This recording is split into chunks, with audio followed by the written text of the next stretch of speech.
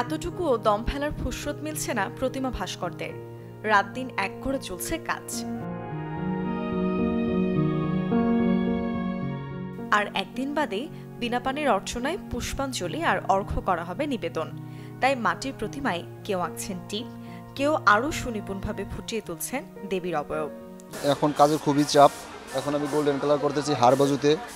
এই চুলের কাজ প্রায় শেষ। এখন হাড় বাজুতে রং করব, তারপর কাজ শেষ পর্যায়ে। নতুন রং কিছু তো থাকবেই, প্রতি বছরেই থাকে। তো এবছরও আছে, ডিজাইনও নতুন আছে কিছু, সব মিলিয়ে ভালোই আছে। রাজধানীর রমনা কালী মন্দিরের এই প্রাঙ্গণ জুড়ে চলছে ঢাকার বিভিন্ন জায়গার প্রতিমা নির্মাণ কাজ। তবে গেল বারের তুলনায় এবারে প্রতিমার অর্ডার এসেছে কিছুটা কম। এবারে আমাদের সরস্বতী বিগত বছরগুলির চাইতে অনেক কম, প্রায় ৪৫টা প্রতিমা কম। তারপর কাজ প্রায় মাটির কাজ শেষ, শুধু রঙের কাজ চলতেছে।